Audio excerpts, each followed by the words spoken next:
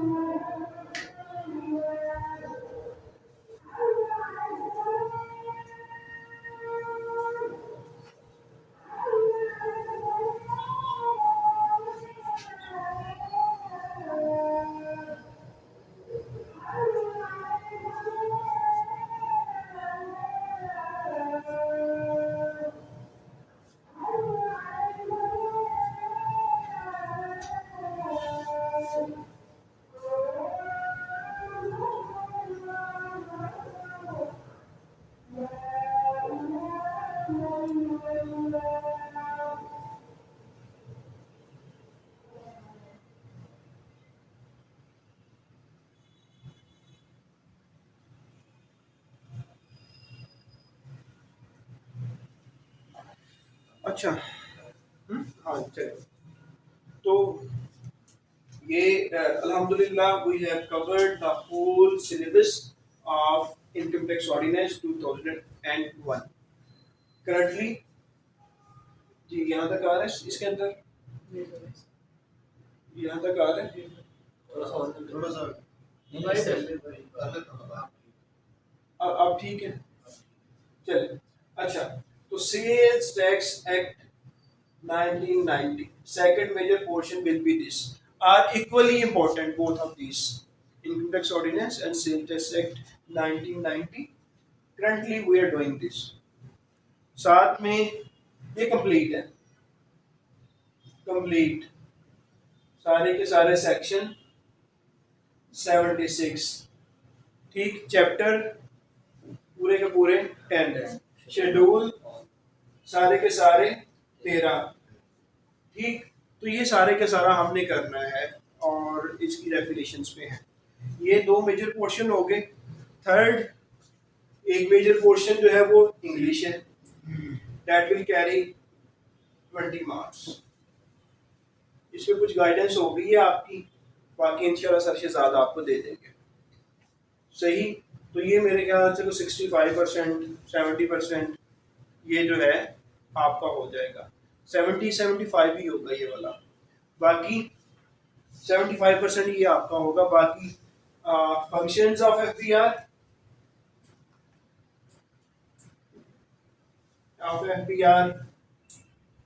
Fiscal policy,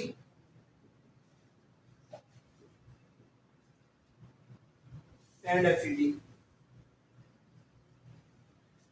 is it complete? तो ये होगा, ये इंशाल्लाह हम कर लेंगे। फंक्शन 10 पेजेस है टोटल एफबीआर एक्ट के, वो हो जाएगा। फिस्कल पॉलिसी हो जाएगी और इसके 48 सेक्शन है, लेकिन ये छोटा सा है, फेडरल एक्साइज ड्यूटी।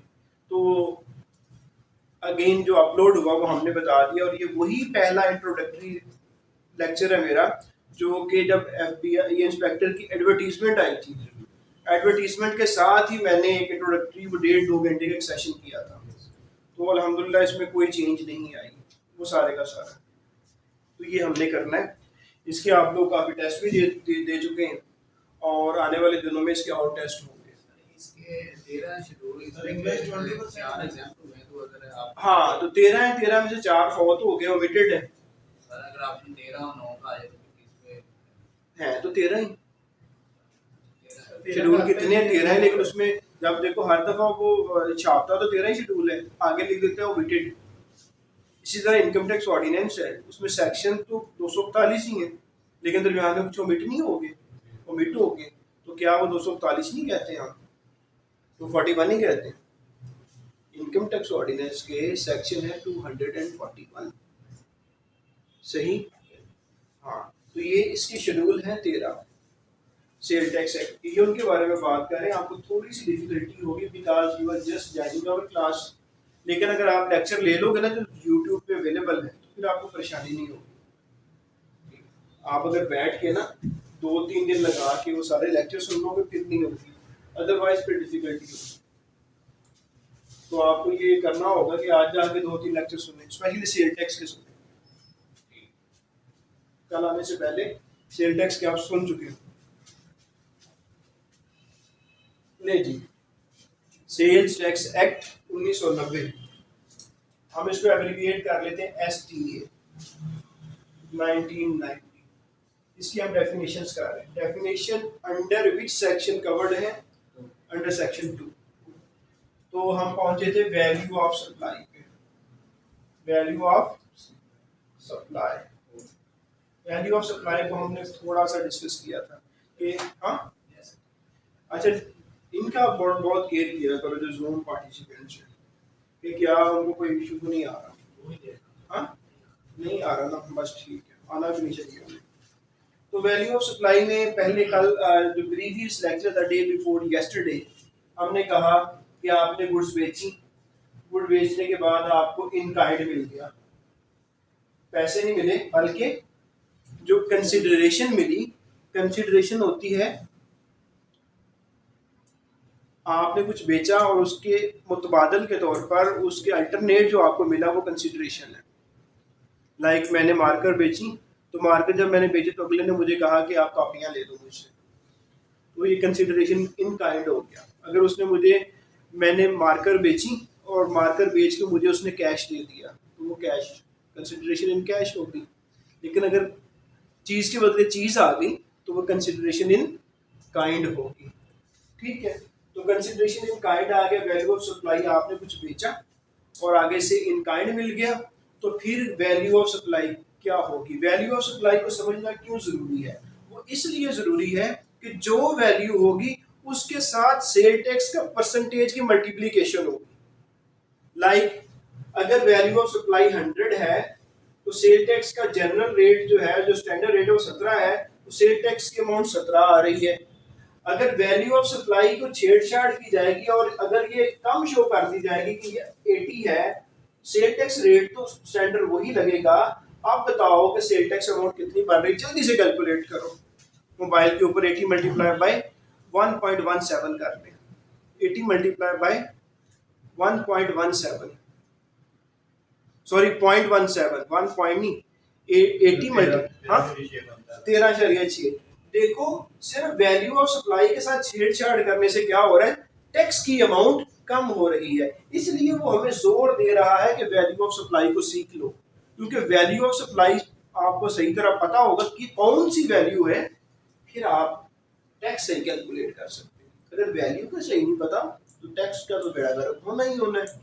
इसीलिए वो कह रहा है कि जब आप बेचोगे तो क्या हर दफा आपको कैश मिला करेगा, कहते नहीं, some time in cash in kind consideration आ जाएगी। तो इन काइंड कंसिडरेशन आ जाएगी तो फिर आप वैल्यू क्या तस्वर करोगे, तो वैल्यू वो तस्वर करोगे जो कि ओपन मार्केट प्राइस है। ओपन मार्केट प्राइस, अभी आप ओपन मार्केट प्राइस किसको समझोगे, अगर वही चीज मार्केट के अंदर कितने की बिक रही है वो ओपन मार्केट प्राइस है। खुली मार्केट में जहाँ पे कंपेटिटर्स बैठे हुए हैं, एक भी बेच रहा है दूसरा भी बेच रहा है, एक नहीं देता दूसरे से पास चले जाते हो, तो वो वाली प्राइस जो सेटल होती है उसे कहा जाता है ओपन मार्केट प्राइस।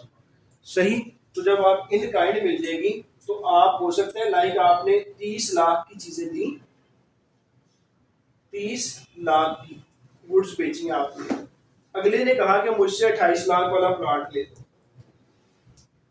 ठीक, तो क्या वैल्यू ऑफ सप्लाई 28 लाख होगी, नहीं यार ओपन मार्केट में 30 लाख है इसलिए 30 लाख पे लगेगा ना कि 28 लाख पे लगेगा, वैल्यू ऑफ सप्लाई 30 लाख होगी ना कि 28 लाख होगी। इसके बाद हमने वो एसोसिएट वाली बात की थी, यही कहा था कि अगर बेचने वाला सेलर और खरीदने वाला बायर, इन दो, ये दो जो हैं ये एसोसिएट हैं, ठीक है।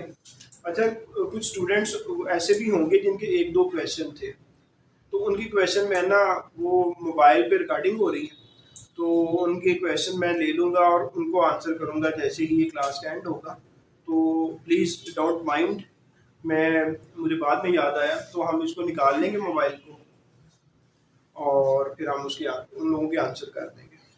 अच्छा, तो अगर जो बेचने वाला है और खरीदार है ये आपस में एसोसिएट है, आपस में एसोसिएट है, तो फिर ये पैसे, ये बेचता है चीज 100 की होती है एक्चुअली ओपन मार्केट, और ये बेच देता है 50 की, क्योंकि आपस में इनका तल्लक है, तो वैल्यू ऑफ सप्लाई 50 नहीं होगी बल्कि ओपन मार्केट होगी 100 होगी। फिर कौन सी होगी, 100 होगी। एसोसिएट के दरमियान जब भी, एसोसिएट के दरमियान जब भी ट्रांजैक्शन होगी तो सप्लाई की वैल्यू क्या होगी, ओपन मार्केट। अब सप्लाई को समझ लेना, जब भी मैं सप्लाई कहूंगा ये गुड्स बेची जा रही है, सप्लाई का वर्ड जब भी मैं ले रहा हूं इसका मायना क्या है, गुड्स बेची जा रही हैं।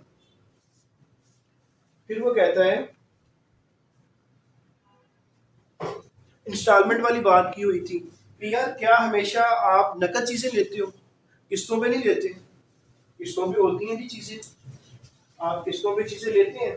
जब किस्त पे चीज लेते हैं तो होता क्या है, सेलर जब बायर को चीज बेच रहा होता है तो सेलर अगर नकद 60,000 की है, ठीक है, तो जब ये कहता है, अगर खरीदने वाला कहता है मैंने किस्तों पे लेनी है, कहता है मैं आपको 72,000 की दूंगा, ऐसे होता है या नहीं होता, ठीक है। अब सेल टैक्स का रेट मल्टीप्लाई करने के लिए बताओ 60,000 होना चाहिए या 72,000 होना चाहिए, जी एक मिनट इनसे पूछ लेते हैं, जी ब्रदर 60,000 होना चाहिए, क्योंकि ये वाला जो है ओपन, जो उस दिन ओपन मार्केट प्राइस है, जो एक्चुअल प्राइस है उस पे होगा, ना कि इसके अंदर सूद की अमाउंट शामिल होगी, उसको कंसीडर नहीं किया जाएगा, बल्कि ये वाला होगा 100, ठीक हो गया 60,000। आगे बढ़ते हैं। हाँ, अब देखो ट्रेड डिस्काउंट का कॉन्सेप्ट है आप लोगों को, ट्रेड डिस्काउंट, अक्सर शॉप्स पे जाते हैं ना, तो जैसे ये शर्ट है, ये मैंने इसके सेलर से इंटरनेट पे रब्ता किया, उसने लगाई हुई थी, उसने कहा जी कि ये 3,000 की शर्ट है, सही 3000 की शर्ट है, लेकिन 20% डिस्काउंट लगा होगा, 10% डिस्काउंट लगा हुआ, उसने मुझे 2700 रुपये की दे दी। कितने की दे दी? 2700 की। अब बताओ यहाँ पे 2700 पे 17% लगेगा या 3000 में 17% लगेगा? 3000 पे। जो 3000 पे कहते हैं वो हाथ खड़ा करें, कौन कहता है? आप कहते हैं आप, और आप नहीं एग्री करते। आप कहते हैं कि यहाँ पे 2700 होगा। हाँ, तो ये है, वो कहते हैं कि हाँ ऐसा कर लो, जब आप ट्रेड डिस्काउंट दे रहे हो, ट्रेड का डिस्काउंट दे रहे हो, तो अगर दो चीज़ों का ख्याल रखो, इन दो चीज़ों का। एक तो आपने इनवाइस के ऊपर लिख दिया, इनवाइस का तो पता है ना, वो कागज वो डॉक्यूमेंट जिसके ऊपर जो चीज़ बिक रही है उसका नाम, जो खरीदार है उसका नाम, और जो बेच रहा है उसका नाम, और उनके एनडीएन नंबर लिखे होते हैं, उसको क्या कहा जाता है? उस पर सेल टैक्स भी लिखा होता है और सेल टैक्स के बगैर अमाउंट भी लिखी होती है। और सेल टैक्स की इनवाइस का सेक्शन कौन सा? मैं आपको छोटी के साथ कहता हूँ कि जितने भी बैच होंगे उनमें से एक दो को जरूर आएगा कि सेल टैक्स की इनवाइस का सेक्शन बताओ कौन सा है। Which section deals with the invoice? Section number क्या बताओगे जी? नहीं देख के नहीं बताना, वैसे बताओ जी। जी तारिक साहब, अरे कोई हद होती है, ये हमने याद किए हो गए जी। 23, वेरी गुड। तो मैं देख रहा हूँ कुछ स्टूडेंट्स को कि उनका नाम इंशाल्लाह डॉक्यूमेंट्स रिक्वायर्ड की लिस्ट में आएगा। डॉक्यूमेंट्स रिक्वायर्ड वो होंगे जिनका पेपर पास हो जाएगा। ठीक है, ये वो स्टूडेंट हैं जो अब आंसर दे रहे हैं और मेरी दुआएं उनके साथ हैं। ठीक है, और जो नहीं आंसर दे रहे, अल्लाह करे अल्लाह ताला उनको मेहनत करने की तौफीक दे, वो मेहनत करें। अब तो कोई टाइम नहीं है कि आप छोड़ दें, क्योंकि सिलेबस अपलोड हो गया, इट मीन्स के पेपर होने जा रहा है। सिलेबस इसीलिए अपलोड हुआ है कि उनका इरादा है कि अगर कोविड वगैरह का हालात ठीक रहे तो टाइमली पेपर ले लें। टाइमली मीन कि 21 से पहले तो नहीं ले सकते। ठीक है, हो सकता है 1-2 हफ्ता भी आगे हो, जिस तरह आपको हम सोच के दिसंबर के फर्स्ट वीक में होंगे हम समझ। लेकिन आपको तैयारी किस हिसाब से करनी है कि नवंबर की 21 को मेरा पेपर है, नवंबर की 21 को मेरा पेपर है, इस तरह आपने तैयारी करनी है। और सेक्शन 1 से लेकर 40 तक आपको पानी की तरह आने चाहिए। आप फौरन भी बोले, आप बता दें कि ये सेक्शन है। 9 से लेकर 65 और 137 से लेकर 146 आपको ऐसे आने चाहिए। भूलना नहीं चाहिए आपको, ये जो भूलेगा वो उड़ जाएगा, ये जो भूलेगा उसका नाम उड़ जाएगा उस लिस्ट के अंदर जिनके इंटरव्यू होना है। ये यहाँ तक 40 तक हुआ है ना? हाँ 76 है, लेकिन यहाँ तक हमने मैंने आपको तरला किया है इसका कि 1 से लेकर 40 तक कर लें आप लोग। ठीक है, तो जिन्होंने कर लिए वो तो ठीक, जिन्होंने अभी तक ये नहीं किए वो ये भी करें, और साथ में 40 से लेकर 50 तक ऐड करें, टाइटल ऐड करें, नोट करें अपने पास कि एक आज आपने जाके सोना नहीं है उस वक्त तक जब तक आप लोग 1 से लेकर 50 तक का कैप्सूल ले ना लें। 1 से लेकर 50 तक का। और कोई ऐसा स्टूडेंट तो नहीं है जिसको शेड्यूल के नाम नहीं आते? सेल टैक्स के शेड्यूल के जिनको नहीं आते? कुछ नहीं, कोई ऐसा स्टूडेंट नहीं होना चाहिए जिसको सेल टैक्स के टाइटल के नाम ना आते हो। अगर नहीं आते तो मैं गारंटी देता हूं कि आप इंस्पेक्टर नहीं बन सकते, अगर आपको वो नहीं आते। वो सिर्फ 13 के 13 तो हैं, उसमें क्या मसला? 4 तो है ही नहीं, 9 पीछे हैं, तो 9 के क्या प्रॉब्लम है याद करते हुए? इतनी मेहनत भी कर रहे हो, आ जा भी रहे हो, मुसीबतें भी उठा रहे हो, तकलीफ भी घर से भी दूर आ गई, यहाँ बैठे हुए हो, क्यों नहीं कर रहे? डॉक्टर साहब करने चाहिए ना, ये करना है हमने और इंशाल्लाह करके दिखाना है।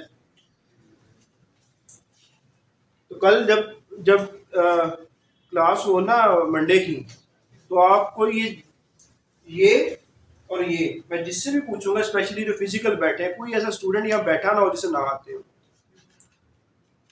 अगर कोई ऐसा बैठा हो तो हम उसे माजरत कर लेंगे कि जनाब आप जा सकते हैं। ठीक है, कि आप ना ही आया करें अगर आपने ये नहीं करना तो। ठीक है, तारक साहब आपसे नहीं कह रहे क्योंकि आपका तो कुछ और हिसाब है ना, आप तो हमारे बड़े हैं, वो क्योंकि और आपकी क्लास भी नहीं होती, आपने टेस्ट भी नहीं देना।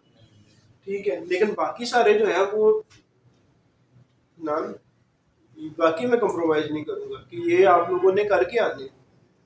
मैंने पेपर देना था ना सर, में सारे याद होते हैं। हाँ मैं सुनता भी नहीं। तो ट्रेड डिस्काउंट की बात हो रही थी कि दो बातें मैंने बता दी, एक तो इनवाइस के ऊपर लिखा हो और दूसरा कस्टम हो, इस तरह दूसरे लोग भी कर रहे हो। कस्टम्स क्या होते हैं? वही रवायात होती हैं, वो तरीकाकार होते हैं जो दूसरे भी अडॉप्ट कर रहे हैं, वो उस इलाके का कस्टम्स बन जाते हैं।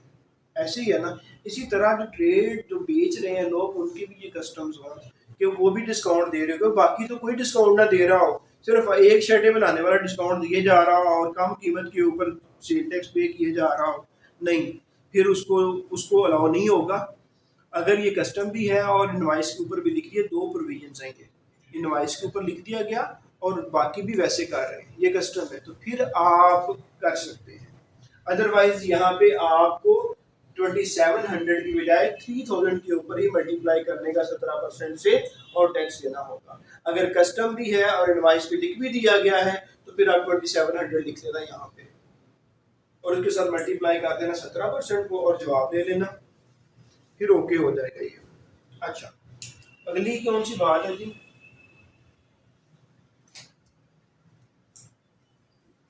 अच्छा, वो कह रहे हैं कि आप जो ट्रांजैक्शन कर रहे हैं, ट्रांजैक्शन का तो पता है लेन देन होता है, आप कुछ बेच रहे हैं और उसके एवज में पैसे वगैरह ले रहे हैं या तबादला कर रहे हैं चीज़ों का, वो ट्रांजैक्शन हो जाएगी।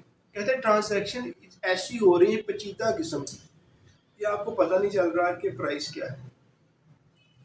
आपने नोट करना है वो वर्ड यूज करके, special transactions which is not easily identifiable. Then what will be the value of your supply? At that time your value will be the open market price. At that time when there is a special transaction and you are not able to identify the transaction separately, then what will be the value of supply? That will be the open market price. Answer is open market price.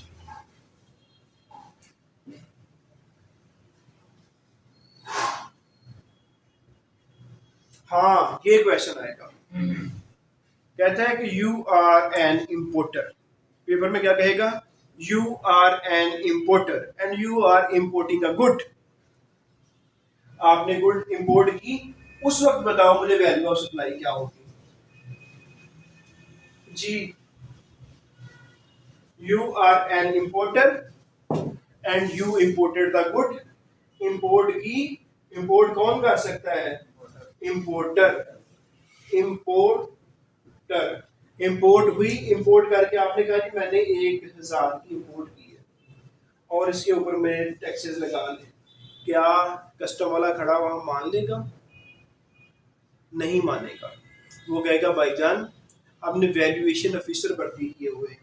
क्या custom में होते हैं ना valuation officers, अक्सर post भी आती है ना वैल्यूएशन ऑफिसर की थ्रू एफपीएससी, बीपीएस 16। वो देखेंगे कि ये जो चीज़ आप मंगवा रहे हो स्पेशल इटालियन किस्म के स्पेशल किस्म की चीज़ है, ये तो 1000 की हो ही नहीं सकती। तो उस वक्त फिर कहा जाता है कि जो वैल्यू मालूम करेगा कस्टम का official under section 25 of the custom act. Custom act कौन सा चल रहा है पाकिस्तान में जी? देखिए बगैर, कस्टम एक्ट कौन सा चल रहा है नवाज?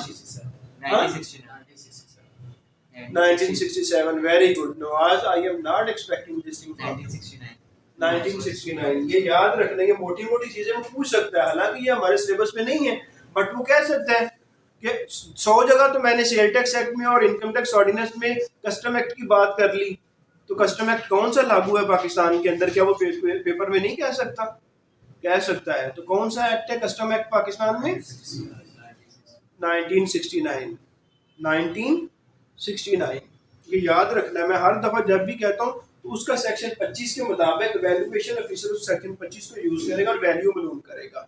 वैल्यू मालूम करने से 1000, 1 लाख, 1000 नहीं, ये तो 10,000 रुपए है, इसके ऊपर टैक्सेस लगने हैं, इसके ऊपर वो कस्टम ड्यूटी कैलकुलेट करेगा। समझ लो कि जो भी हुई कि ये 1000 रुपया कस्टम ड्यूटी आ गई, इसके ऊपर एडिशनल कस्टम ड्यूटी भी वो लग सकती है, समझ लो कि वो 500 रुपया है। इसके ऊपर रेगुलेटरी ड्यूटी लग गई, समझ लो कि वो 100 रुपया है। इसके ऊपर एफईडी लग गया, मान लो कि वो 50 रुपया है। इसके ऊपर अब ये बताओ कि सेल टैक्स लगाना है, ये इस तरह वो पेपर में बता दे आपको कि सेल टैक्स के लिए मुझे वैल्यू बताओ, क्या इस पे लगा दूं, वैल्यू ये है, क्या इसको और इसको इकट्ठा करके लगा दूं, नहीं, क्या इसको और इसको इकट्ठा करके लगा दूं, या इसको और इसको इकट्ठा करके लगा दूं, ये सबको जमा करके लगाऊं, वैल्यू ऑफ सप्लाई में किसको समझूं?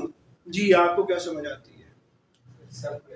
वो कहता है कि जितनी वैल्यू मालूम की गई और जितनी उस पे ड्यूटीज लगी सबको इकट्ठा कर लो और फिर कहो कि ये है वैल्यू ऑफ सप्लाई। अभी बताओ कितनी वैल्यू ऑफ सप्लाई बन गई जमा करके, जल्दी से बताओ।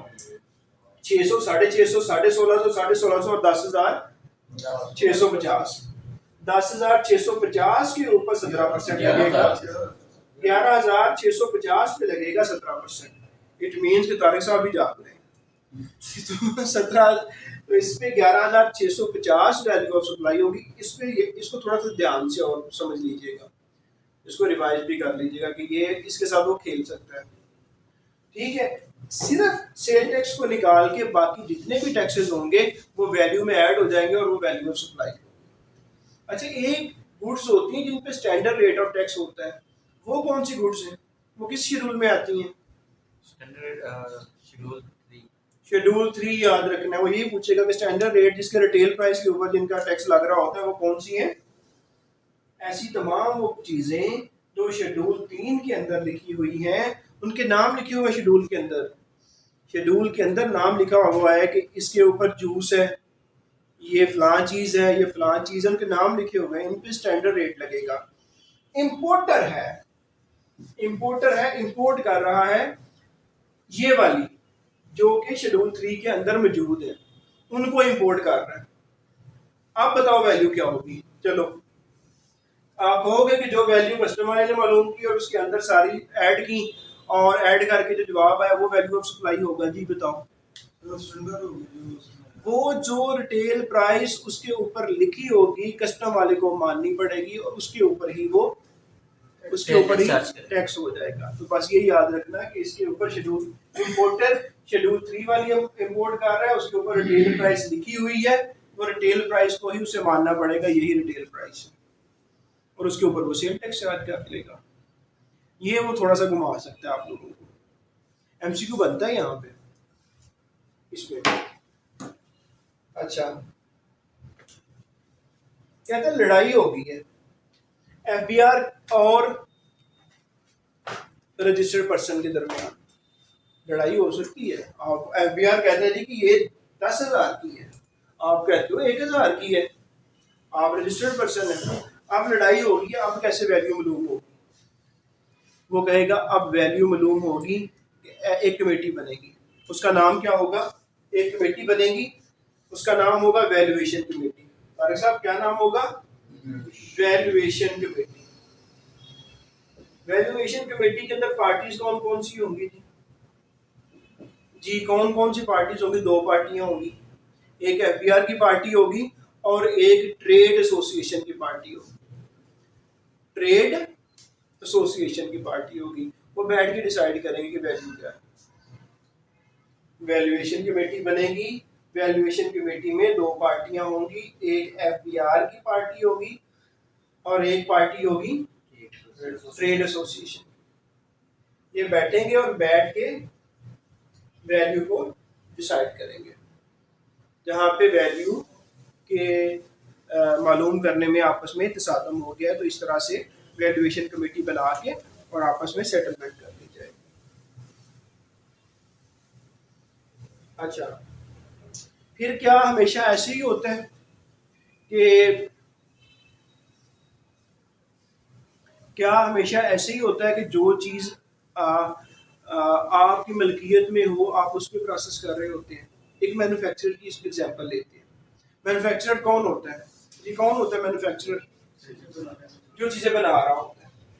तो क्या हमेशा आप हर चीज खुद बनाते हैं, आप किसी से, लाइक आपका कपड़ा है, क्या आप कपास लेके धागा बना के कपड़ा बना के रंग करके कढ़ाई करके सिलाई करके खुद बेचते हैं? सारा कुछ आप खुद कर रहे हैं। आप कर भी सकते हैं और कभी आप नहीं भी कर सकते। आप कहते हैं कि मैं कपड़ा बना लेता हूँ, डाई तारिक साहब से करवा लेता हूँ, एग्जाम्पल के लिए ऊन जो है ऊन को बेच दूंगा मैं, ये डाई हो गया है, उस पर प्रिंट निकाल दो, आगे प्रिंटिंग कर दो, प्रिंटिंग के बाद मैं भेज दूंगा इनके पास की एम्ब्रॉयडरी कर दो, एम्ब्रॉयडरी करने के बाद आपके पास भेज दूंगा कि यार इसकी स्टिचिंग कर दो, और स्टिचिंग के बाद इनके पास भेज दूंगा इनको बटन लगा दो, उनके पास भेज दूंगा पैकिंग कर दो। एक प्रोसेस चल गया ना जी। अगर ऐसा काम हो रहा हो कि आप अमल कर रहे हैं, आप प्रोसेस कर रहे हैं, लेकिन मलकियत चीज आपकी नहीं है, उस वक्त वैल्यू ऑफ सप्लाई क्या होगी? इन्होंने काम किया तो क्या इन्होंने कोई वैल्यू एडिशन नहीं की? क्या कपड़े को रंग करके दिया था आपने? तारिक साहब आपने रंग करके दिया था ना कपड़े को, आपने कपड़े को रंग करके दिया, आगे इन्होंने ऊपर उसकी प्रिंटिंग करनी है, तो जितने की वैल्यू पहले थी, अगर कपड़ा जब आपके पास पहुंचे 100 रुपए का था, आपने रंग किया तो रंग करने के बाद भी 100 रुपए रहेगा। ठीक है जी, पहले वाइट था, आपने उसको कलर किए हैं तो कलर करने वाला पैसे तो लेगा ना। तो ये फिर वैल्यू ऑफ सप्लाई क्या होगी? आंसर क्या होना चाहिए? तमाम जो फाइनल प्रोसेस के बाद जो देखो जी, एक्चुअली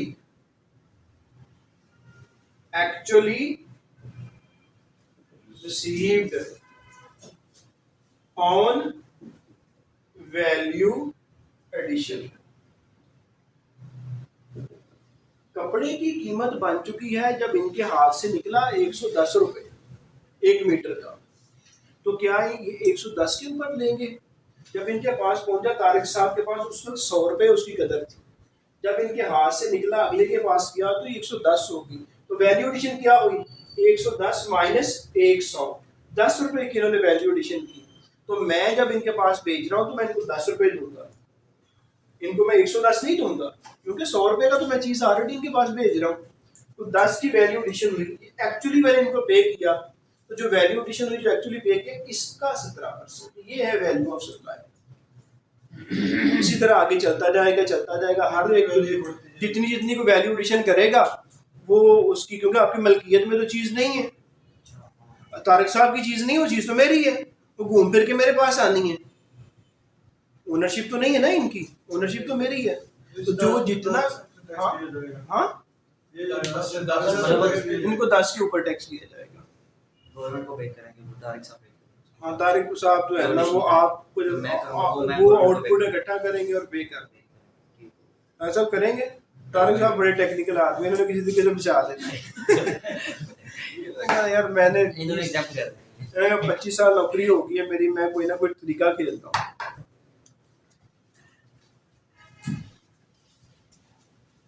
चलो कॉन्सेप्ट आ गया जी हमें कि तारिक साहब बाकी तरीके इकट्ठे मिलके खेल देंगे। बचाना किस तरह?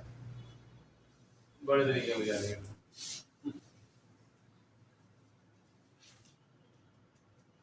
अच्छा यार, आईपीपी इसका कॉन्सेप्ट है आप लोगों को? आईपीपी पाकिस्तान में अक्सर बहुत बात हो रही होती है, आईपीपी आईपीपी डिस्ट्रीब्यूशन की कंपनी है, independent power producers, IPPs independent power producers. IPP क्या करते हैं?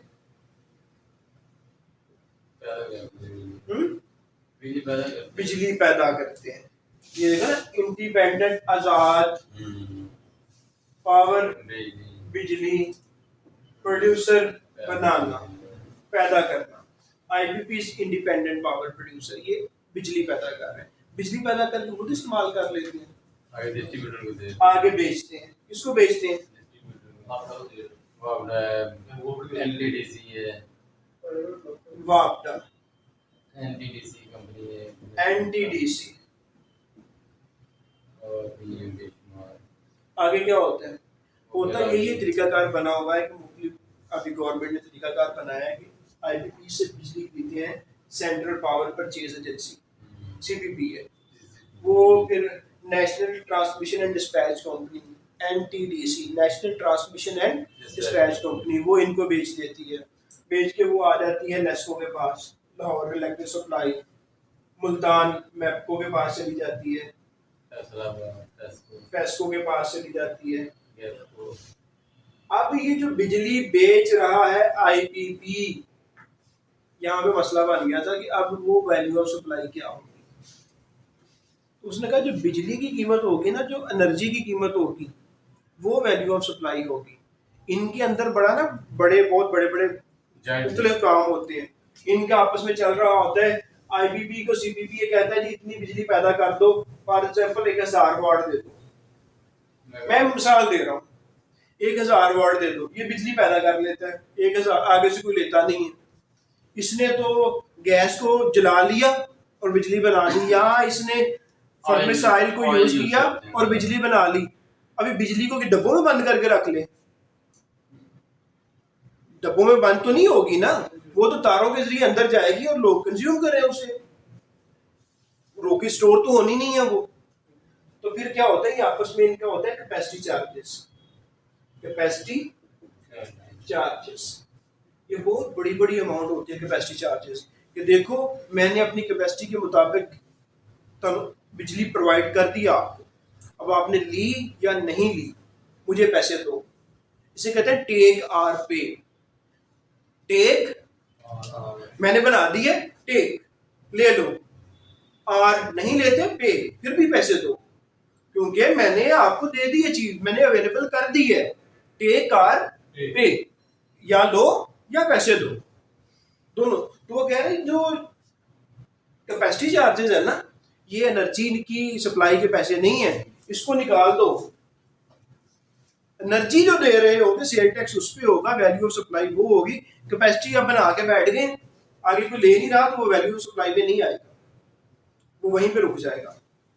ठीक, तो इसीलिए सिर्फ इसमें क्वेश्चन ये बन सकता है कि जो IPP जो है वो वापडा या NTDC को देते हैं, तो उसमें एनर्जी जो दी उसको प्लस कैपेसिटी चार्जेस प्लस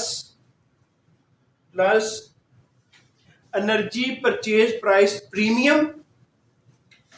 अब मैं लिख देता हूं यहां, number 1 energy price,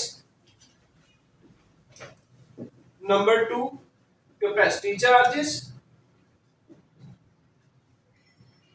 number 3 energy price premium,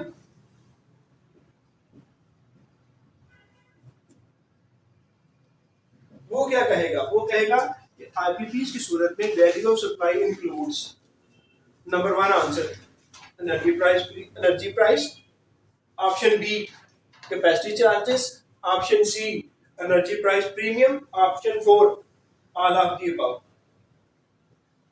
आप बताओ आप आंसर क्या दोगे? आप कहोगे सिर्फ और सिर्फ ये, बाकी ये भी शामिल नहीं होता, ये भी शामिल नहीं होता, इन दोनों के शामिल ना होने की वजह से ये आंसर हो ही नहीं सकता, तो सिर्फ हम इसको आंसर तस्लीम करते हैं। होगी जी, चलो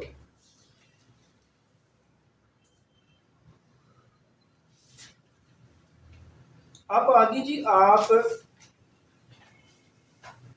अब वो तो बड़ी बड़ी बात हो रही थी कि लेस्को के पास बिजली आ गई, लेस्को ने आगे बेच दी मुझे, जाहिद ने मीटर लगवाया हुआ है घर पे, उन्होंने मुझे बिल भेज दिया। बिल के अंदर बहुत सारी चीजें होती हैं कि आपने इतने वाट यूज किए हैं, उसके पैसे इतने बन गए, फॉर एग्जांपल 10,000 बन गया। फिर आपने क्या किया हुआ है, इस पे सूबाई टैक्स है कुछ, वो आपको 500 रुपया पड़ रहा है, फेडरल का टैक्स है, मुख्तलिफ सरचार्जेस लिखे होते हैं ना, सरचार्ज, इसका सरचार्ज, फ्यूल एडजस्टमेंट सरचार्ज। आप जब हमें बिल देखते हैं ना घर वाला, आप लोगों ने तो भी तौफीक नहीं हुई होगी देखने की ना, आप देख रहे हैं ना क्योंकि आप जॉब कर रहे हैं, लेकिन अभी बहुत से ऐसे हैं जिनकी एज कम है, वो छोटे हैं, उनके पेरेंट्स पे रिस्पॉन्सिबिलिटी है, या उनके बड़े भाइयों पे या बड़ी बहनों पे रिस्पॉन्सिबिलिटी है। हाँ, तो जो जो खुद दे रहे हैं ना वो तो देखते हैं कि यार ये किस किस चीज़ का टैक्स डाले जा रहा है, कि फ्यूल एडजस्टमेंट चार्जेस है, प्रोवेंशन टैक्स है, फलान टैक्स है, फलान टैक्स है। आप बताओ वैल्यू ऑफ सप्लाई क्या होगी। उसने कहा जितने मर्जी किस्म के टैक्स लगे हुए हैं ना उन सब के सब को वैल्यू ऑफ सप्लाई के अंदर शामिल कर दो। क्या करो, सूबाई टैक्स है, वफाकी टैक्स है, ये देखो कितना बड़ा जुल्म है, टैक्स पे टैक्स लगने लगे, सारे टैक्स इकट्ठे हो रहे हैं और उसके ऊपर सेल टैक्स लगने लगे। हालांकि सेल टैक्स इसको खुदा के बंदो कम से कम जो टैक्स ले रहे हो उस पे तो टैक्स ना लगाओ। जो टैक्स ले रहे हो जो ऑलरेडी टैक्स है उस, लाइक ये सूबाई tax 500, federal tax 300, fuel adjustment charges 200, इन सब को कह रहा है इकट्ठा करो, 10,000 11,000 बन गया। तो 11,000 के ऊपर फिर 17% सेल टैक्स लगाओ, तो सिर्फ इसके ऊपर लगा दो यार। ये सारे टैक्सेस को इकट्ठा करके भाईजान बिहार नहीं बाबा करते हैं, नहीं करते। Let's go. वापडा किस क्यों करता है? क्योंकि सेल टैक्स एक्ट आपने बनाया हुआ है, सेल टैक्स एक्ट की इम्प्लीमेंटेशन आपने वापडा की यहाँ रखा हुआ है कि अगर आपने ऐसा ना किया तो आपके सारे सीएफओ और एमडी और हर बंदा हाजिर होगा वहाँ ये पे। हमने तो इसे ही लगाया, बाकी ये तो सर चार्ज है, बाकी सर ये भी गवर्नमेंट ने लगाया हुआ है, ये भी गवर्नमेंट गवर्नमेंट नहीं है, आपके बिहार गवर्नमेंट है। हमें मसलन दो। अच्छा अच्छा चलो आप लोग बस हो मैं ठीक है जी मान लेते हैं। तो यार ये देखो कि ये वैल्यू ऑफ सप्लाई फिर ये होगा, ठीक है। पेपर में क्या आएगा? पेपर में होगा कि चाहे बिजली के चार्जेस हों, चाहे सूबाई टैक्सेस हों, वफाकी टैक्सेस हों, सारे के सारे शामिल कर दिए जाएंगे वैल्यू में और उसके ऊपर टैक्स लग जाएगा। लेकिन दो चीजें शामिल नहीं की जाएंगी, ये पेपर में याद रखने वाली है। Only two things will not be included in the value of supply. What is that? एक तो भाई साहब के सेल टैक्स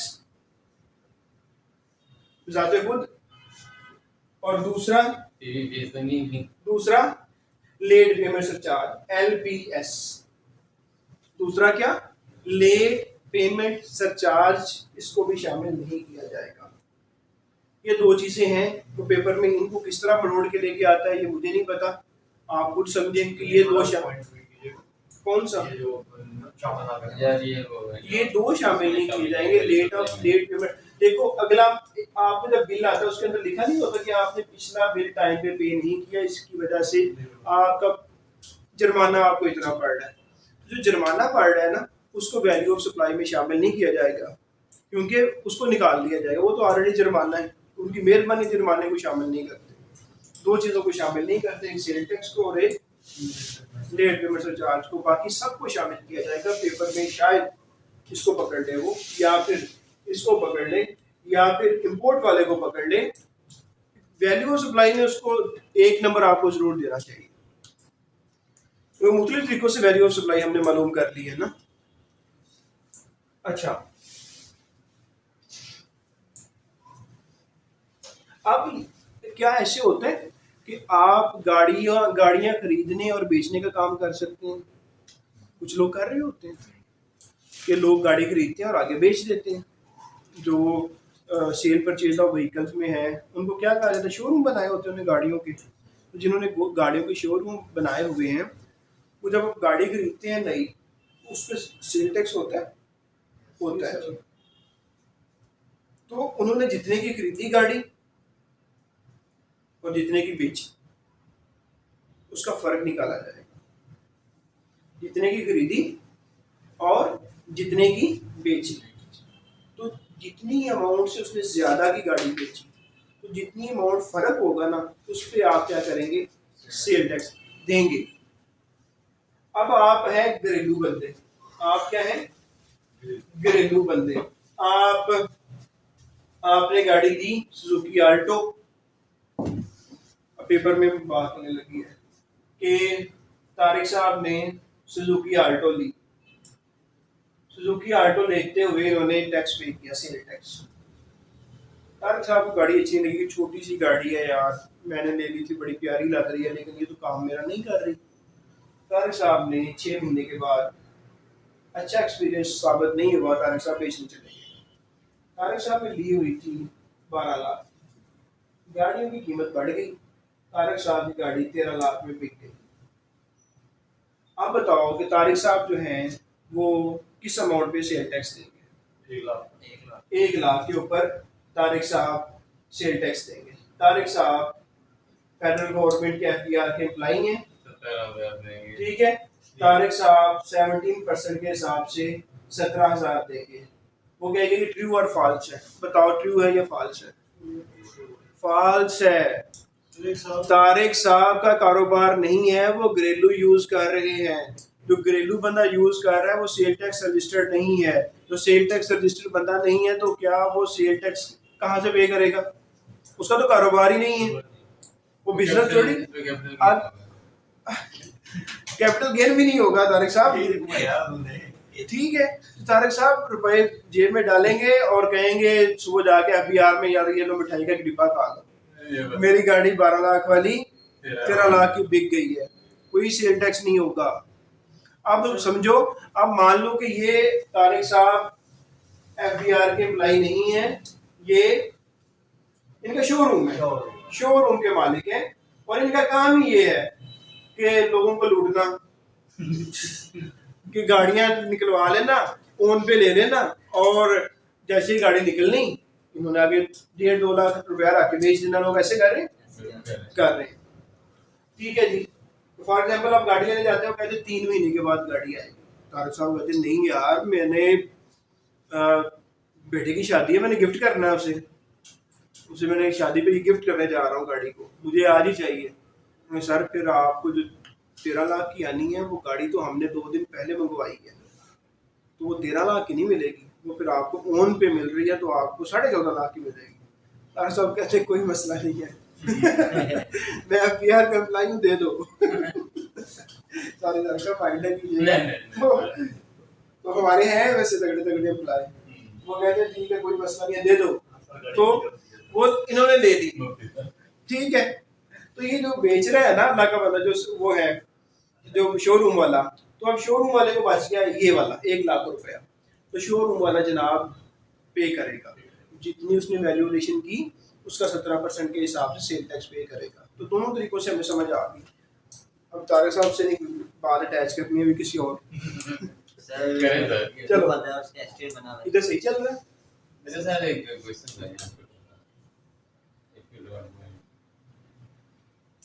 गाड़ी में नहीं है ना किसी किस्म का कैपिटल गेन की है सर बच्चा ऐड कर दे यार, ये बच्चे ये देखो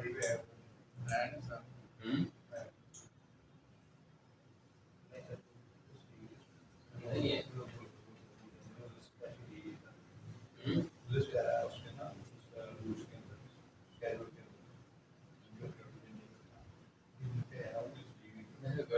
ये जी ओन साहब जो है ना, ओन साहब हमें पता है आप हमें रियलाइज नहीं करवाएं, आपकी मेहरबानी है कि हमारा होस्ट बैठा हुआ ऐड कर रहा है, उसकी एंड कोई प्रॉब्लम आ रहा था, ठीक है जी। आइए यार का हम सिलेबस कर देते हैं शेयर जी ग्रुप में, और ये वही सिलेबस है जो अभी हमने यहाँ पे बता दिए, ठीक है। तो हाँ ग्रुप में शेयर भी है ना, तो ग्रुप में भी ऑलरेडी शेयर्ड है, फिर दोबारा फिर कर देते हैं आपके हुक्म के मुताबिक। अच्छा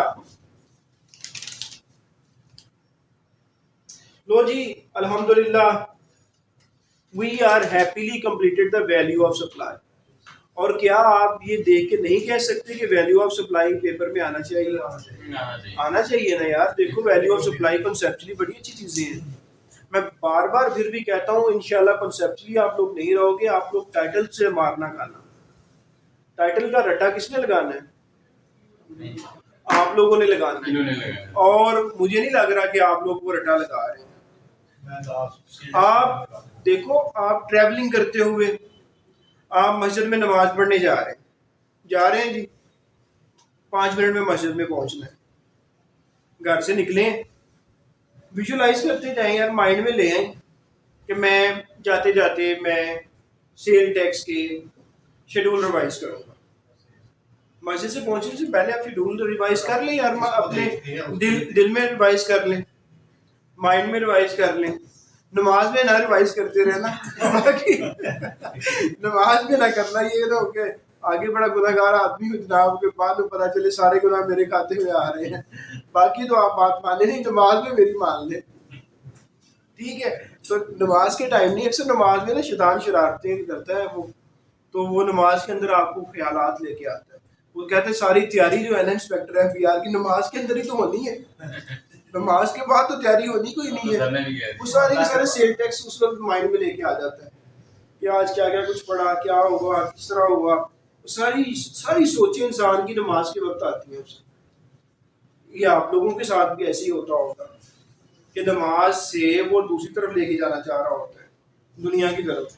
तो भाई नमाज वाले टाइम रिवीजन नहीं करनी, आप इस तरह करो भाई, ये माइनस कर दो कि आप मस्जिद जाते हुए रिवाइज ना करें, मस्जिद से वापसी पे कर दें, ठीक है। ये ना जाते जाते आप एक रह गया हो, मौलवी साहब नमाज पढ़ा रहे हो, आपके जेल में कौन सा रह गया, कौन सा नहीं मुझे आ रहा, ये काम नहीं करना हमने, ठीक है। लेकिन रिवाइज कहने का मकसद ये है कि यार जितना मैक्सिमम आप रिपीट कर सकते हैं आप करें, कुछ भी नहीं है। 76 वो, और ये कितने बने थे हमारे, 69 के करीब ये थे। कितने के हैं यार, इतने बंदों के अगर आप अपनी क्लास में 90 बंदों के नाम याद कर सकते हो जिनका पता ही नहीं होता ये कौन है, उनके अगर उनके साथ क्लास में रह के महीने के अंदर उनके नाम पता चल जाता है कि ये जाहिद है, ये तारिक है, ये ओन है, ये अदनान है, ये आप नए आ गए, तो क्या हम टाइटल नहीं याद कर सकते? समझो कि वो भी बंदे हैं, उनके नाम याद कर लो, कर सकते हैं, लेकिन डिटर्मिनेशन होनी चाहिए, विल टू डू होनी चाहिए कि आपने करना है। हाँ, यस आई विल डू। अगर एक बंदा भी सिलेक्ट हुआ, आपके ज़हन में ये होना चाहिए कि अगर एक भी 1 लाख में से इंस्पेक्टर बना तो इंशाल्लाह मैं बनूंगा। आपके माइंड में ये होना चाहिए। जब आप इस तरह तैयारी करेंगे ना, तो फिर आप कंफर्म है कि चलो एक ना हुआ लेकिन पहले 10 में आ जाएंगे, अगर आपने ये ज़हन रख के तैयारी की तो। क्योंकि देखो, आप जिस तरह आप कह रहे हैं कि वो एक हो, तो हो सकता है सर फिर और भी इस तरह के हों जो कि मुकाबले के लिए आए हों कि हम मुकाबला करेंगे। मैं देखता हूँ कि और कौन आगे निकलता है, मैंने पहले पहला ये सोच के जाएंगे फिर हम ठीक है। तो इस तरह लोग प्रैक्टिस कर रहे होते हैं। आप देखें रेस वगैरह होती है, दौड़ होती है, तो एक ही आगे आता है ना, लेकिन दौड़ते तो सारे पहले पे आने के लिए हैं। कभी कोई ऐसे भी दौड़ा है कि दौड़ने की जिसकी नीयत नहीं होगी मैंने लास्ट पे आना है, ऐसा कोई नहीं होता, सारे आगे पहले पे आने के लिए। तो आप लोग भी दौड़ें इस मकसद के लिए कि मैंने 462 नंबर पे नहीं आना। आप इस चीज को माइंड में लेके दौड़ें कि मैंने पहले पे आना है, तो गिरते गिरते भी आप 462 में तो कंफर्म हो जाएंगे ना फिर। लेकिन अगर आप दौड़े ही 462 नंबर पे आने के लिए, तो थोड़ा सा कोई और जोर लगा गया ना एंड पे आके, तो आप 463 पे आ जाएंगे, और 463 पे आके इसका मतलब है आप बाहर निकल गए, ठीक है। लेकिन ऐसे भी होता है, अगर आप लोग सिलेक्ट हों इंशाल्लाह, तो अगर किसी की पोस्टिंग हुई रावलपिंडी, तो वहां पे आपको एक इंस्पेक्टर मिलेंगे, उनकी बड़ी लंबी दाढ़ी होगी और उनका नाम होगा इंस्पेक्टर आरिफ खटक। आरिफ खटक ये भी दौड़े थे हमारे साथ इंस्पेक्टर बनने के लिए 2018 में। इनकी दौड़ खत्म हो गई थी जी फाइनल सिलेक्शन पे, ये पीछे रह गए थे, ये इंस्पेक्टर नहीं बन पाए, 1 साल गुजर गया। अचानक जो 2018 में इंस्पेक्टर बने 469, उनमें से कुछ CSS करके, कुछ PMS करके, कुछ मेरी तरह कहीं और चले गए, मेरी तरह वो 15 के बंदे निकल गए, ठीक है। FPSC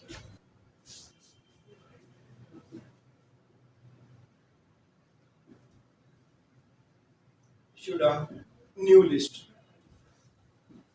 उन्होंने नई लिस्ट जारी की, उसमें से उन्होंने तकरीबन आई थिंक 8 से 10 बंदे नए इंस्पेक्टर इनलैंड रेवेन्यू बनाए, आरिफ खटक उसमें आ गए।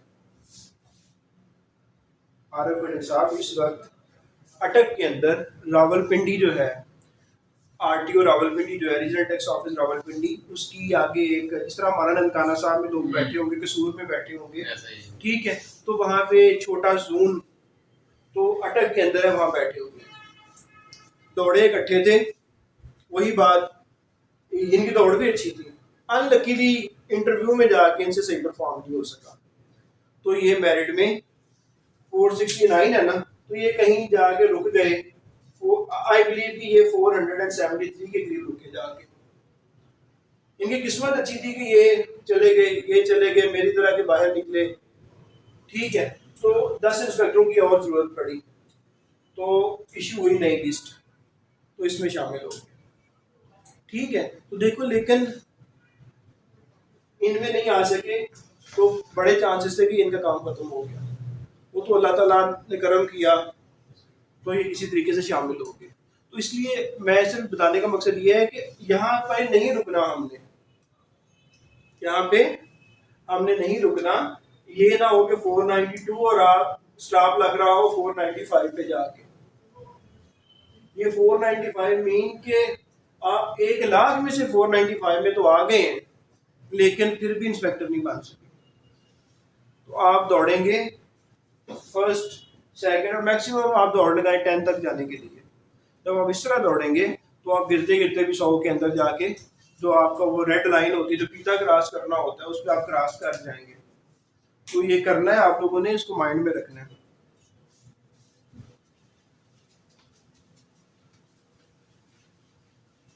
देखो, टीचर पढ़ना स्टूडेंट ने खुद होता है, टीचर ने इंस्पायर करना होता है उन्हें कि yes you can do this, आप में एबिलिटीज हैं।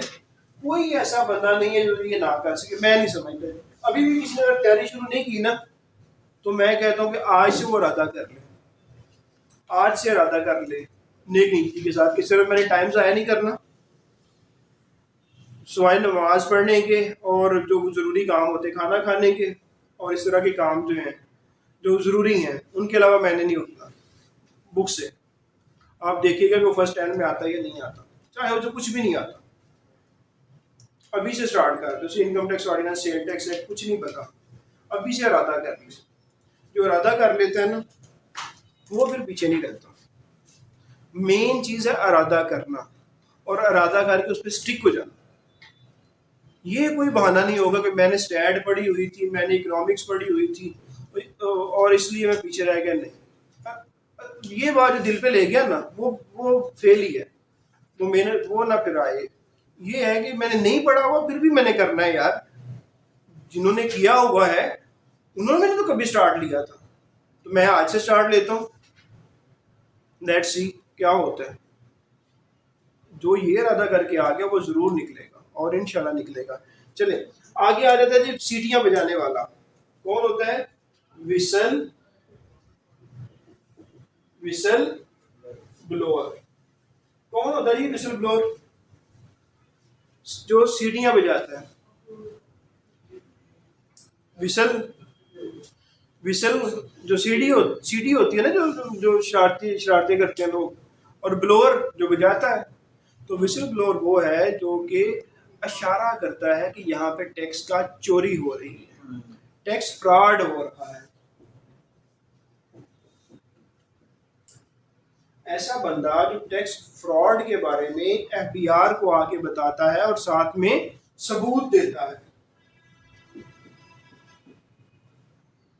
ये नहीं हुआ कि जाहिद की और अदनान की लड़ाई हुई, अदनान जनाब उठे और जाके विसल ब्लो कर दे कि जाहिद जो है उसको पकड़ लो, वो टैक्स फ्रॉड कर रहा है। एफबीआर कहेगी क्या फ्रॉड कर रहा है, ये तो नहीं मुझे पता।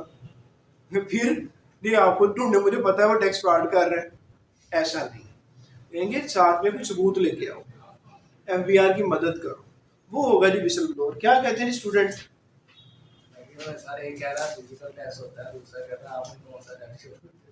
यार ये इररेलेवेंट बातें नहीं करो। ये सबको पता है कि कोई फिजिकल टेस्ट नहीं होता, कोई दंड बैठ के नहीं होगी। ये आपको फौजी नहीं बनाया जा रहा, ना आपसे पुलिस की ड्यूटी करवाई जानी है। आपने कुर्सी पे बैठ के लोगों को टैक्स लगाने, तो कद छोटा हो कद बड़ा हो, मेल हो फीमेल हो, ठीक है, टैक्स का रेट वही है, टैक्स का रेट वही है। उन्होंने टैक्स का काम करना है, ठीक है। बस आपको टैक्स आना चाहिए और साथ में आपकी इंग्लिश बेहतर होनी चाहिए। ये रिक्वायरमेंट है हमारी। एफपीएससी उसी को लेगा जिसकी इंग्लिश बेहतर है और जिसको सेल टैक्स और इनकम टैक्स और फेडरल एक्साइज ड्यूटी और FBR और फिजिकल पॉलिसी का कुछ पता है उसको वो ले लेगा, जिसको नहीं पता उसको नहीं लेगा। बाकी कोई फिजिकल का इशू नहीं है। अल्लाह ताला ने आंखें दी हो, सलामत हो बंदा, ठीक है, FBR में वो दौड़ेगा। सर अगर किसी की इंग्लिश बोलना अच्छी ना हो तो इम्प्रूव करें, आप इम्प्रूव करें, किसी की भी अच्छी नहीं होती, इम्प्रूव किया जाता है। मैंने आज थोड़ा सा जर्नल ही ले लिया और इंस्टॉल करो BBC रेडियो इंस्टॉल करो अपने फोन के ऊपर, ठीक है, रात को सोने से पहले 30 minute radio soon low. What will happen exactly within a month you will be able to speak in English, you will be able to understand the accent of British as well as Americans. This is called the improvement. यही तो improve करना है उन्होंने, यही तो पूछना है। लेकिन मैंने देखा है कि इंस्पेक्टर की तैयारी में थोड़ा सा इंट्रोडक्शन आपने इंग्लिश में करवा लिया, that is sufficient, it will prove sufficient. वो टोटल इंटरव्यू नहीं, लेकिन अगर आप अपना इंट्रोडक्शन जो है ना वो बेहतर तरीके से कॉन्फिडेंटली करवा दें वो काफ़ी होगा, ठीक है। लेकिन इंग्लिश अगर स्पीकिंग करना चाहते हैं, 2 रेडियो, BBC रेडियो सिंपली आज जाके बैठ के अपने करो अपने मोबाइल पे इंस्टॉल। फेसबुक भी तो देखते हो ना, रात को सोने से पहले 2 घंटे फेसबुक देखते हो, उंगलियां चल रही होती है, मेरी भी आपकी भी। रात को सोने से पहले हम क्या करते हैं, घंटों को पता ही नहीं चलता, पता चलता है कि यार 1:30 बज गया, बंद करो यार, सुबह फिर ड्यूटी पे जाना है, सुबह काम पे जाना है, ऑफिस खोलना है, दुकान खोलनी है, फिर होता है ना। तो यही इंस्टॉल करो, 11 बजे से लेकर 11:30 बजे तक BBC न्यूज़ सुनो।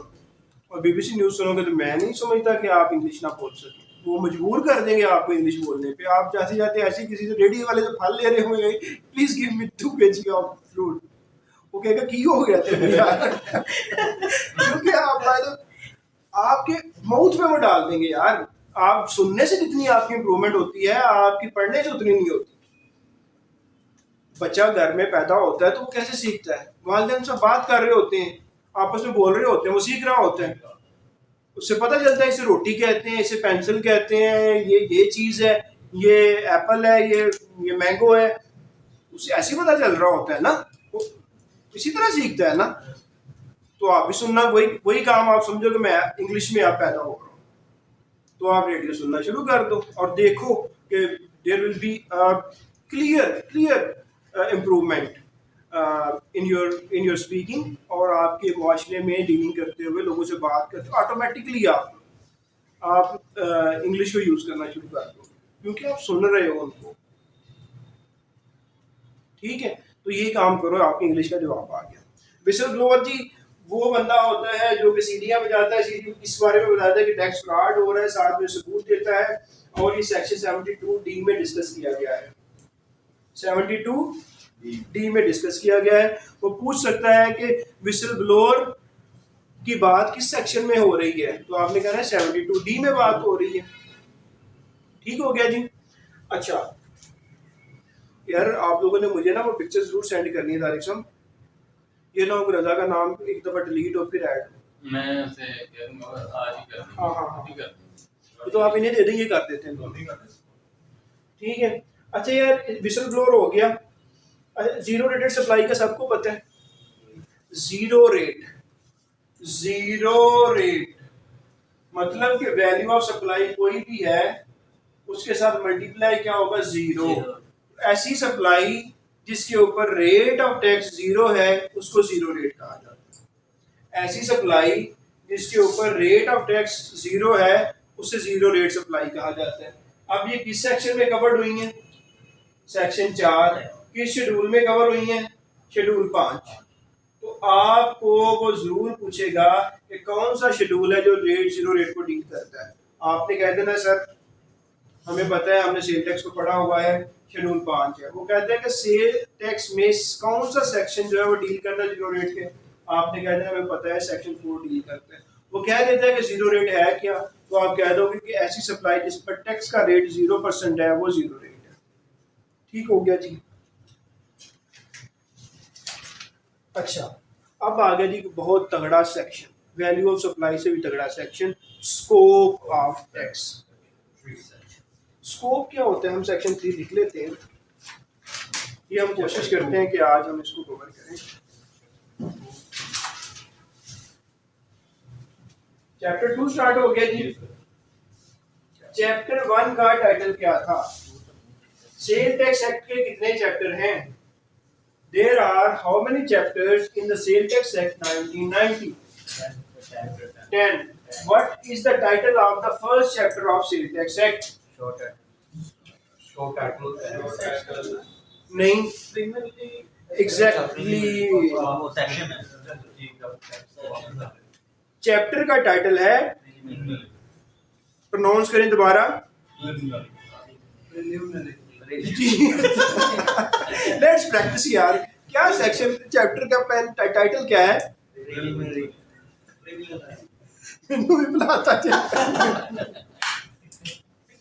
यार ऐसे हम पढ़ने पढ़ाने में काम पे लगे। तारिक साहब से पूछे। तारिक साहब तारिक साहब से पूछे। प्रेलिमिनरी, मैं इस तरह मुंह करके कह रहा हूँ यार। चैप्टर 1 का टाइटल है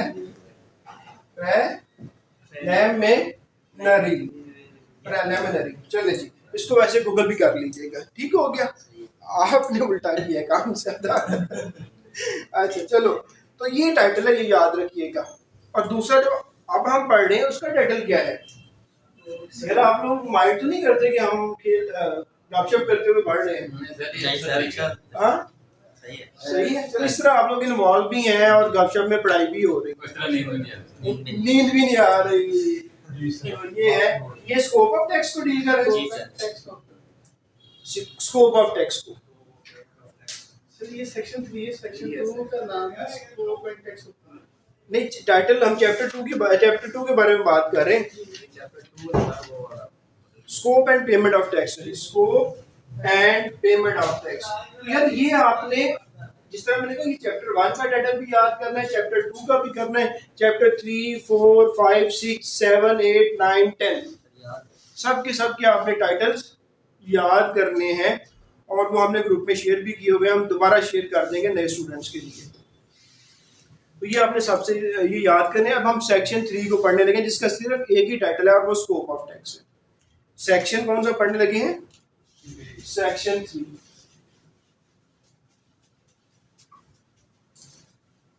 से 13 डील करते हैं। 3 से 30 डील करते हैं। हाँ, सेक्शन 3। स्कोप क्या होता है यार? कहते हैं जी क्या कर रहे हो जी? मैं बीएस कंप्यूटर साइंस कर रहा हूँ। क्या स्कोप है इसका? मैं जी एमबीबीएस कर रहा हूँ। पाकिस्तान में तो इसका स्कोप ही नहीं रहा, अभी इतने डॉक्टर हो गए जी। मैंने सीए किया हुआ है, अच्छा स्कोप है इसका यार, अच्छी जॉब मिल जाएगी आपको।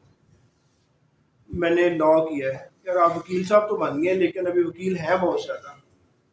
तो स्कोप ऑफ टैक्स, टैक्स का क्या स्कोप है? टैक्स का जो है आप जो है वो इसका ये कहाँ पे किस तरह जाके इसका इस्तेमाल हो सकता है, ये स्कोप ऑफ टैक्स है। अब हम पढ़ेंगे कि जो इसकी सब सेक्शन वाइज है ना, कि वहाँ पे किन किन चीज़ों पे, किन किन गुड्स पे किस तरह टैक्स लगेगा, वो देख लेते हैं।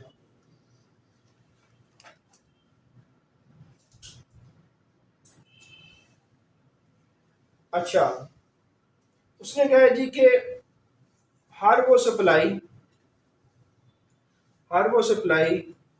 जो कि टैक्सेबल है और उसे एक रजिस्टर्ड बंदा कर रहा है सप्लाई को, तो एक स्टैंडर्ड रेट ऑफ टैक्स लगेगा हर सप्लाई।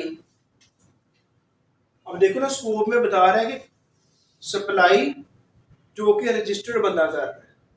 रजिस्टर्ड कौन? जो सेल टैक्स से रजिस्टर्ड है। रजिस्टर्ड ये नहीं कि नादरा के साथ जो रजिस्टर्ड है, नो।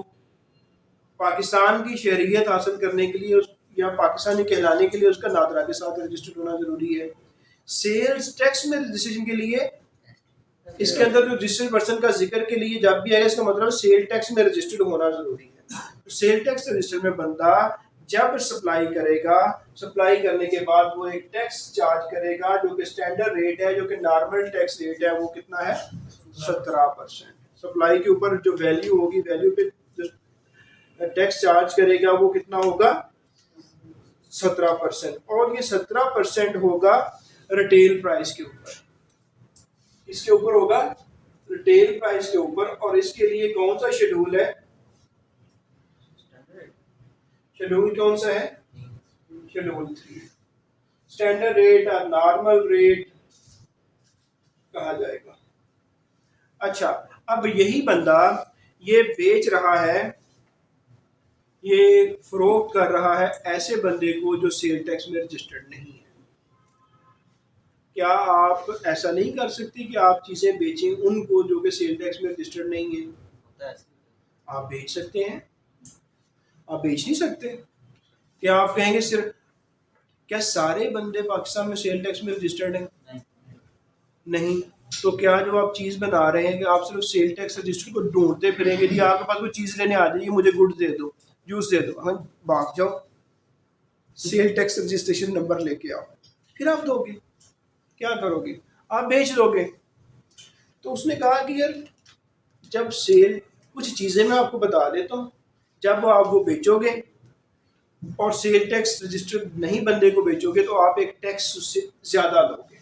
उस टैक्स का नाम होगा फर्दर टैक्स। क्या होगा? Further tax.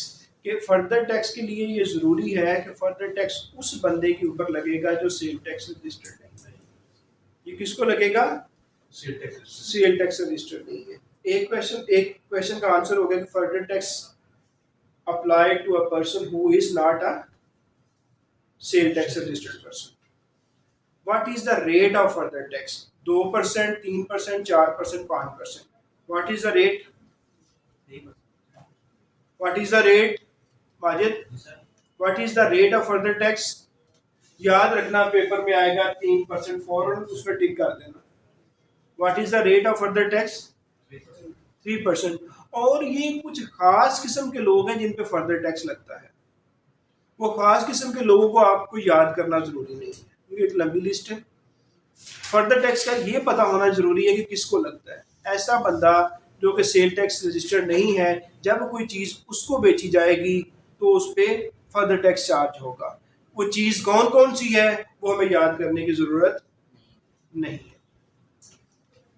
अच्छा, फर्दर टैक्स कवर हो गया जी, स्टैंडर्ड रेट कवर हो गया। फिर ये याद रखिएगा कि गवर्नमेंट के पास ना इख्तियार हासिल है, वो किसी को भी, गवर्नमेंट को इख्तियार हासिल है कि वो किसी को भी निकाल सकती है कि उनको आप बेचो लेकिन उन पर फर्दर टैक्स ना लगे। ठीक है, गवर्नमेंट के पास है ना इख्तियार? है जी, बिल्कुल है। अच्छा, एक स्कोप ऑफ टैक्स में कहता है कि 10वां शेड्यूल क्या है। लो जी, मैं जिससे पूछूं वो बताए। 10वां शेड्यूल, 10वां शेड्यूल क्लास में कोई स्टूडेंट बता दे जी। इनकम टैक्स नहीं यार, मैं भट्ठा करता हूँ, भट्ठे वाले, ईंटें बनाने वाले, ब्लॉक बनाने वाले सीमेंट के, उनके ऊपर क्या लगता है? उनके ऊपर टैक्स लगता है उनकी प्रोडक्शन कैपेसिटी के हिसाब से। उन पे एक सेल टैक्स लग रहा है कि आपका भट्ठा कहाँ पे है, और प्रोडक्शन कैपेसिटी भी नहीं, उन पे फिक्स लग रहा है। क्या लग रहा है? Sale tax. अगर भट्ठा जो है पंजाब के अंदर है और पंजाब के ये इस्लामाबाद, रावलपिंडी और लाहौर के अंदर है तो 12,500 रुपया दे दो सेल टैक्स। अगर भट्ठा जो है, जो ब्रिक मेकर है, अगर वो बलूचिस्तान के अंदर है तो उसका रेट सबसे कम है। अभी रेट याद करना आप पे जरूरी नहीं है कि रेट कितना कितना भट्ठों के ऊपर। कम से कम रेट जो है मैं बता देता हूँ 7,500 है और ज़्यादा से ज़्यादा रेट 12,500 है। और जो ब्लॉक बनाते हैं, सीमेंट के ब्लॉक भी बनाते हैं, वो भी शेड्यूल्ड। ये याद रखना ज़रूरी है कि शेड्यूल 10 डील किनको करता है। क्या ये ब्रिक मेकर को करता है? क्या ये सीमेंट ब्लॉक बनाने वालों को करता है? क्या ये दोनों को करता है? या ये जो 3 मैंने ऑप्शन बनाए किसी को नहीं करता? आपका आंसर क्या होगा? दोनों को करता है, भट्ठों वालों को भी करता है और सीमेंट के ब्लॉक बना के जो बेच रहे हैं उनको भी डील करता है। रेट कितना है तो हर सूबे का रेट हम नहीं याद कर सकते और हर सूबे में हर जिले का रेट हम नहीं याद कर सकते। अगर हम ये रेट याद करने बैठ गए तो फिर हम बाकी सेल टैक्स पढ़ लिया हमने कि हम सूबे के अंदर कितने अजला हैं जी, बलूचिस्तान के अंदर 33, हर जिले का रेट देख लें, हर जिले का अलग अलग रेट है, ठीक है। तो आप जिले का रेट तो हम 33 उसके हो गए, पंजाब के कितने हैं जी 36 इसके कर ले, सिंध के कर ले और खैबर पख्तूनख्वा। तो हम जितने सेक्शन है सेक्शनों के टाइटल याद करने हैं, उतने अजला के रेट याद करने हैं। So it is not feasible for us कि हम ये नहीं कर सकते। अच्छा,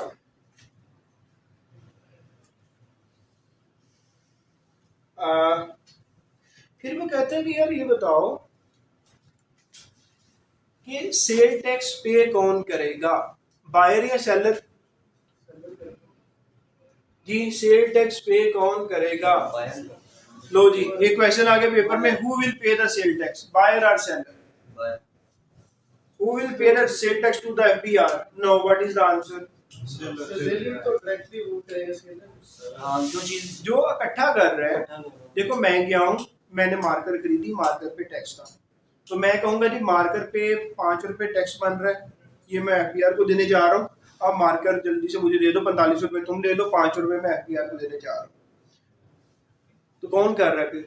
जो बेच रहा है। वो अपने पैसे भी लेते हैं और साथ में टैक्स भी कलेक्ट करते हैं। जूस लेने जाते हो आप, तो जूस कहते हो जी आप सिर्फ सेल टैक्स ना काटना, सेल टैक्स मैं खुद जमा करवाऊंगा, ऐसे होता है। आंसर मिल गया आपको कि सेल टैक्स कौन पे कर। डायरेक्टली कर रहे हैं, इनडायरेक्टली तो कंज्यूमर ही कर रहा है। बर्डन कंज्यूमर पे है, लेकिन यहाँ पे वो पूछ रहा है, मैं कहता हूँ यहाँ पे इस तरह पढ़ते हैं, the liability to pay the tax shall be, the liability to pay the tax shall be in the case of supply of goods of the person making the supply. Liability जो सप्लाई कर रहा है उसके ऊपर है। अच्छा, अगर goods import कर रहे हैं, इंपोर्ट भी तो करते हैं ना, इंपोर्ट कर रहे हैं तो किसके ऊपर लायबिलिटी है? इंपोर्टर के ऊपर। लेकिन क्या हमेशा ऐसा ही होगा कि सप्लायर दिया करेगा और इंपोर्टर दिया करेगा?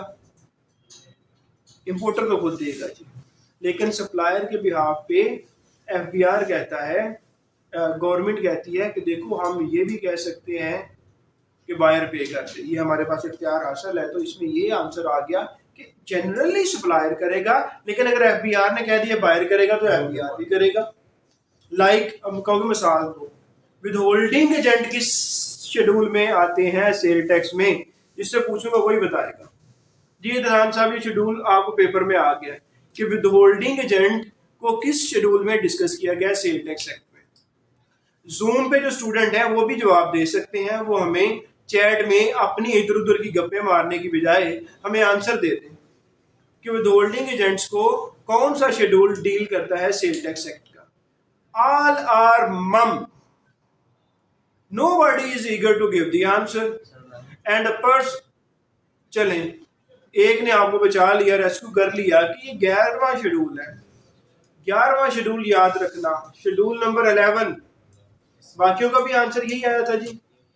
चले, very good, I appreciate these are students who are giving the answer and thank you very much कि आप लोग मेहनत कर रहे हैं। और जो नहीं कर रहे जाग जाओ, प्लीज जाग जाओ, ठीक है। अच्छा, तो वो कह रहा है कि यही बात हो रही है कि जनरली सप्लायर करेगा, लेकिन ऐन मुमकिन है कि एफबीआर गवर्नमेंट के थ्रू कह दे कि बायर करेगा। तो विद होल्डिंग एजेंट कौन सा होता है? गवर्नमेंट के अदारे। उनको कहा गया है कि जब आप पेमेंट करो ना, पूरे का पूरा सेल टैक्स ना मुंह उठा के दे दिया करो, ये गड़बड़ कर जाते हैं। आप गवर्नमेंट के अदारे हैं, आपको हम हक देते हैं कि आप सेल टैक्स का इतना % रोक लिया करो और रोक के एफबीआर में आप लोग को जमा करवाया करो। गवर्नमेंट के बड़े बड़े खर्चे होते हैं यार, गवर्नमेंट ने बिल्डिंग्स बनानी होती हैं, गवर्नमेंट ने पुल बनाने होते हैं, गवर्नमेंट ने सड़कें बनानी होती हैं, गवर्नमेंट ने मशीनरी खरीदनी होती हैं। तो गवर्नमेंट जो टैक्स आपको दे के आपके थ्रू गवर्नमेंट में जमा करवाए, गवर्नमेंट खुद ना पकड़ के जमा करवा दे, उतना रोक ले आपसे। तो इसलिए जब जिसको कहेगा एफबीआर थ्रू गवर्नमेंट, तो वो भी जमा करवाएगा, वो बाहर ही जमा करवाएगा, ठीक है। इसलिए वो इख्तियार लिया गया यार। It is 40 now and 8:40, so let me give some answer, and after that we are going to end the class. So first of all, those students who sent the question today,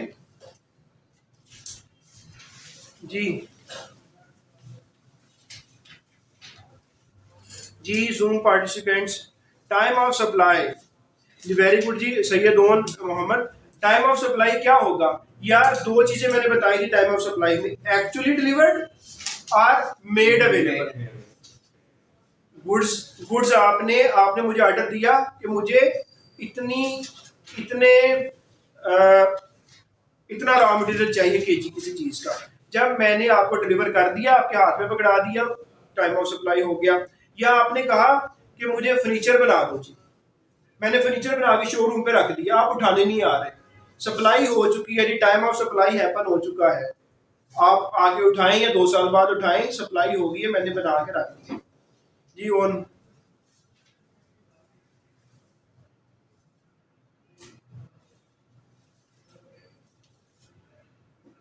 यार ऐसी slow जनाब, Monday को test इंशाल्लाह we will try to take the test on Monday, क्योंकि sale tax का भी कुछ portion हो चुका है, टाइटल्स आप लोगों ने कर ली हैं। एटलीस्ट मैं आपको रियलाइज करवाने के लिए ये तो करूं कि आप लोगों को टाइटल्स ही टेस्ट में दे दूं और कुछ नहीं, तो फिर आप लोगों को जब 100 में से नंबर आ रहे होंगे 12, 13, 20, 25, फिर आपकी आंखें खुलेंगी। तो आई ट्राई कि हम आपका एक टेस्ट ले लें। अच्छा यार स्लो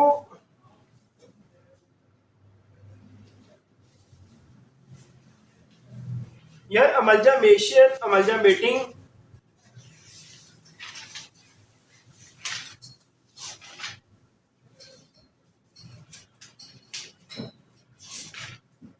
अच्छा यार, अमलजामेटिंग जो कि इकट्ठी हो रही हैं, कंपनियां क्या होती हैं, अमलजामेट कर जाती हैं, आपस में मिल जाती हैं, ठीक है। तो जो मिलने का अमल है उसको अमलजामेशन कहा जाता है, और उसके बाद एक जो नई चीज सामने आती है वो अमलजामेटेड कंपनी बन जाती है। कंपनी ए और बी दोनों अमलजामेशन हो रही है, उसके बाद एक नई चीज बन रही है, अमलजामेटेड हो गई है। टाइम ऑफ सप्लाई हमने कर, ट्रेड डिस्काउंट यार आप लोग जाते हो ना चीज देने, लाइक ये मैंने शर्ट ली है, ठीक है, ये इसलिए कह रहा हूँ कि मैंने ताज़ा ली है तो उन्होंने कहा जी कि ये इतने की है, लेकिन हम आपको 10% डिस्काउंट देते हैं, आप 300 रुपए कम देते हैं, 2700 रुपए का उन्होंने इनवॉइस बना के भेज दी। ये उन्होंने मुझे क्या दिया, ये डिस्काउंट दे दिया। अब उन लोगों का सेल टैक्स जो है ना वो डिस्काउंटेड अमाउंट पे होता है, ना कि ये अकॉर्डिंग टू कस्टम है, और इनवॉइस के ऊपर भी लिखा हुआ है, इस वजह से ये ट्रेड डिस्काउंट एक्सेप्टेबल है। इंडिपेंडेंट पावर प्रोड्यूसर जो खुद मुख्तार होता है और बिजली पैदा कर रहा है, बेटा ये डिपेंड करेगा, वैल्यू एडिशन वाला जो है वो उसके लिए जिस तरह हमने कहा आप ओनर ऑफ गुड्स नहीं है और फिर आप अमल कर रहे हैं, तो आप वैल्यू एडिशन पे करेंगे। गाड़ी के मामले में हमने कहा कि जितनी वैल्यू एडिशन हुई उस पर टैक्स होगा, और बाकी चीज़ों पे हमने ओपन मार्केट के बारे में भी डिस्कस किया, ठीक है। तो उस हिसाब से बिजली के बारे में हमने आपको एग्जाम्पल दे के बताया कि इस पे टैक्स होगा जी।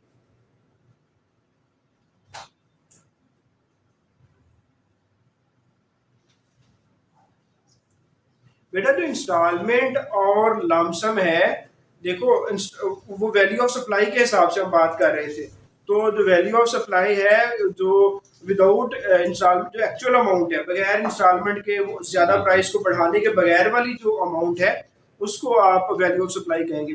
तो आई थिंक ठीक है, we are going to take test on Monday, so till then take good care of yourself जी। इसको बंद करें, इसको भी बंद करते हैं।